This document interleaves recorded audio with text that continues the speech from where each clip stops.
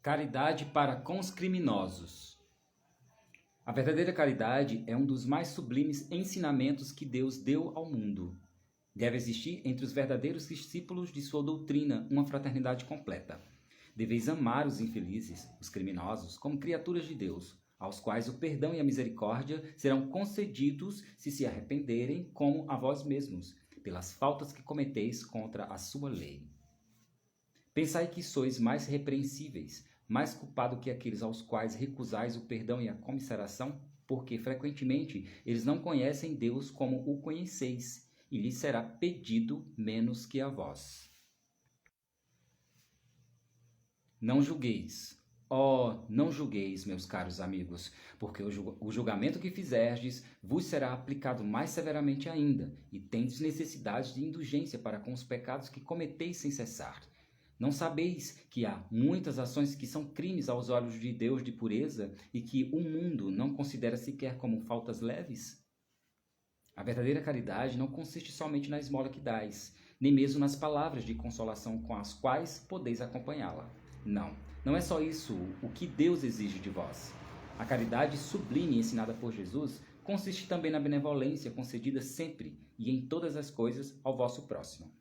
Podeis ainda exercitar essa sublime virtude sobre muitos seres que não precisam de esmolas, e que palavras de amor, de consolação e de encorajamento conduzirão ao Senhor. Os tempos estão próximos, digo-o ainda, em que a fraternidade reinará nesse globo. A lei do Cristo é a que regerá os homens, e só ela será o freio e a esperança, e conduzirá as almas às moradas bem-aventuradas. Amai-vos, pois, como os filhos de um mesmo Pai, e não façais diferença entre os outros infelizes, porque é Deus quem quer que todos sejam iguais. Porquanto, não desprezeis a ninguém. Deus permite que os grandes criminosos estejam entre vós, a fim de que vos sirvam de ensinamento. Logo, quando os homens forem conduzidos às verdadeiras leis de Deus, não haverá mais necessidade desses ensinamentos, e todos os espíritos impuros e revoltados serão dispersados nos mundos inferiores de acordo com as suas tendências. Deveis àqueles de quem falo o socorro de vossas preces. É a verdadeira caridade. Não é preciso dizer de um criminoso, é um miserável, é preciso expurgá-lo da terra.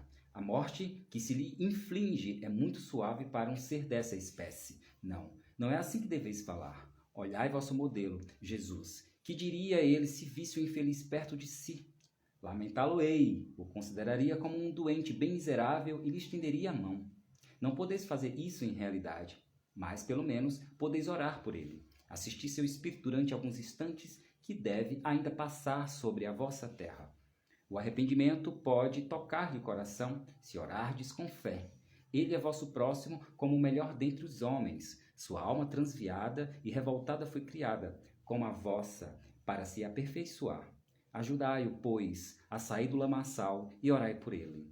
Elizabeth de França, Havre, 1862. Um homem está em perigo de morte. Para salvá-lo, é preciso expor a vida. Mas sabe-se que esse homem é infeliz e que, se ele escapar, poderá cometer novos crimes. Deve-se, malgrado isso, se expor para salvá-lo? Esta é uma questão muito grave e que pode se apresentar naturalmente ao espírito.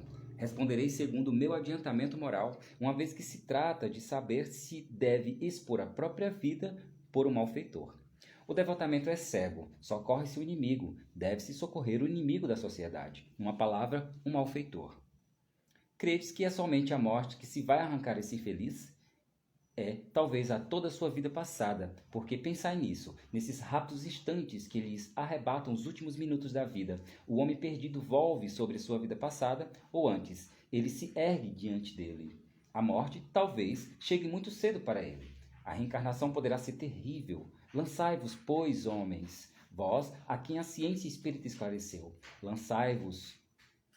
Arrancai-o à sua condenação, e então talvez esse homem que morreria, vos insultando, se atiraria em vossos braços. Todavia não é preciso perguntar-vos se o fareis ou não, mas ide em seu socorro, porque salvando-o, obedeceis a esta voz do coração que vos diz: podeis salvá-lo. salva-o. Lamennais, Paris, 1862. O Evangelho segundo o Espiritismo.